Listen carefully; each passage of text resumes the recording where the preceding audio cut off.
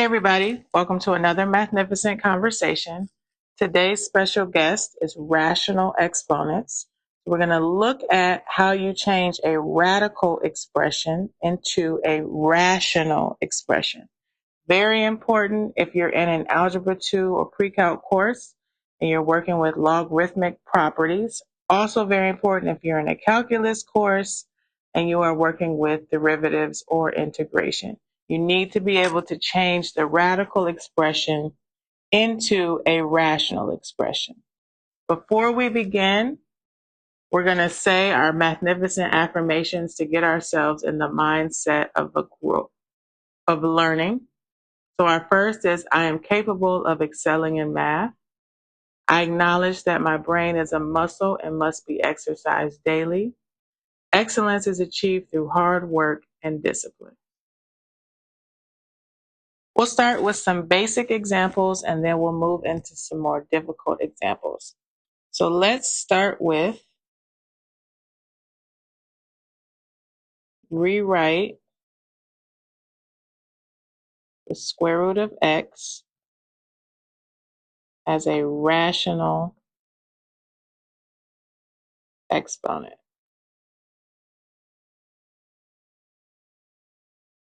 Okay, so we have the square root of x, and we know with the square root of x, there's an invisible 2 as our root, and the expression inside doesn't have an exponent, so that tells me there's an invisible 1.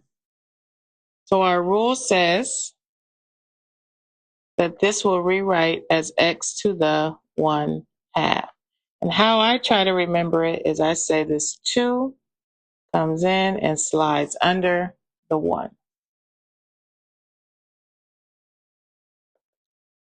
Let's try rewrite the cube root of x to the 5th as a rational exponent. So cube root of x to the 5th. My 3 is going to slide in under my 5, so x to the 5/3. Okay, let's try rewrite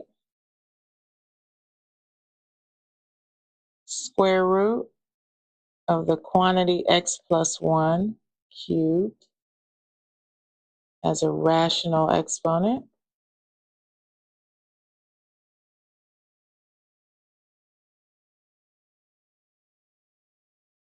So square root x plus 1 cubed. Square root, I know I have my invisible 2, and my invisible 2 is going to slide in under that 3. So x plus 1 to the 3/2. All right, let's take a look at another example. We want to rewrite the square root of the quantity x minus 2 to the 4th all over x cubed with rational exponents. So one thing about radicals is if you have a radical of a rational expression, then the radical is to the top and the bottom. So this is the same thing as x minus 2 to the 4th square root over square root x cubed. Now that we've separated them, we can use our rational exponent rule on both the numerator and the denominator. So again, invisible 2, if my root doesn't have a number, my invisible 2 is going to slide in under my 4. So that's going to be x minus 2 to the 4/2. And this is at the bottom, my 2 is going to slide under my 3, and this is going to be 3/2. 4/2 simplifies to 2, so we have x minus 2 squared all over x to the 3/2. These are not like terms. The base of my numerator is x minus 2. The base of my denominator is x. So I cannot simplify this any further. So that would be how we rewrite this expression with rational exponents.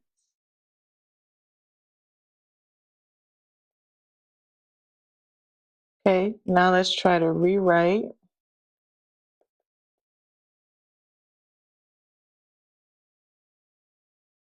The cube root of the quantity x minus 1 squared all over x plus 1 to the fourth.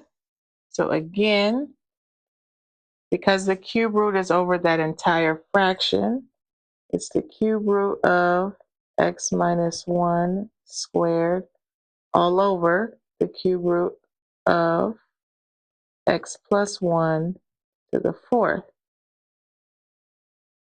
Okay, now I'm going to use my rewrite trick. The 3 is going to slide in under the 2.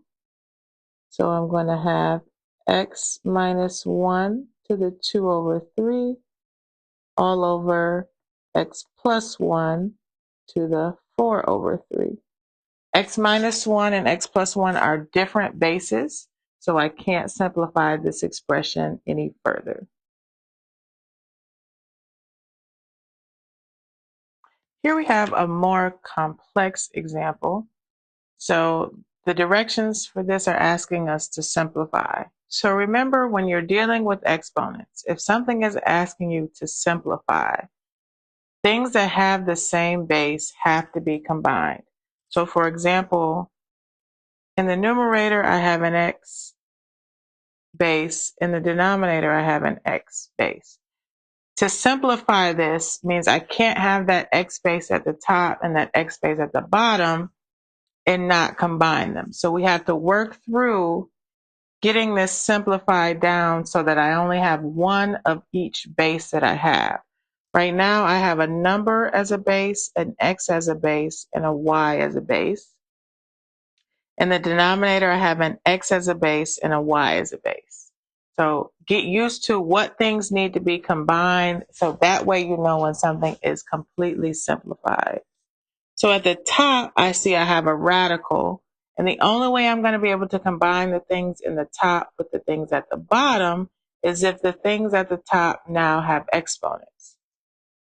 So I know at the top, I can rewrite that as 3xy. 5 is going to swoop up under the 2 to the 2/5, and then that's all over x to the 2/5, y to the negative 3/5.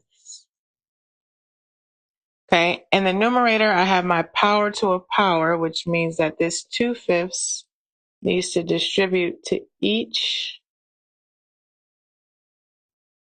item inside the parentheses. So then I end up with 3 to the 2/5, x to the 2/5, and y to the 2/5, all over x to the 2/5, y to the negative 3/5.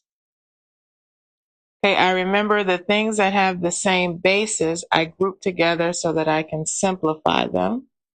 So 3 to the 2/5 stands alone. X to the 2/5 over x to the 2/5 times y to the 2/5 all over y to the negative 3/5.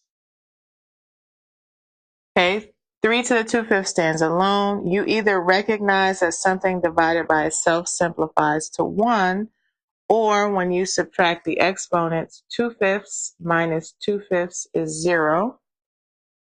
So this gives me x to the 0 power, and 3 to the 2/5 carries down.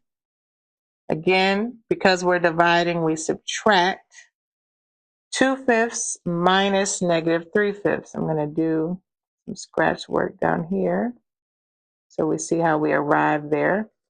2 over 5 minus negative supercharges to a positive, which is 5 over 5, so that leaves me with 1. So the exponent on my y is a 1.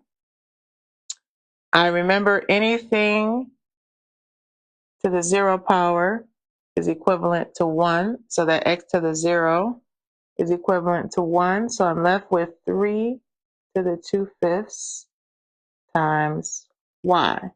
Now you always want to check, can you simplify the number?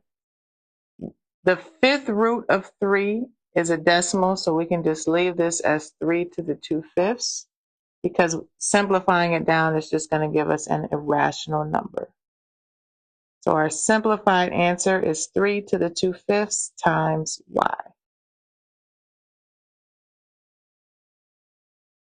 All right, our last example in the rational exponent section. We want to simplify this expression. Again, simplify means if things have the same base, they have to be combined. So at the top, I have a number. At the bottom, I have a number. So if they can be simplified together, they need to be. And at the top, I have a base x. And at the bottom, I have a base x. So this is not simplified until I've combined those. So let's first rewrite our radicals as rational exponents. So in the numerator, I'm going to have 16 x to the 1/3 all over 4x squared y cubed to the 1/2.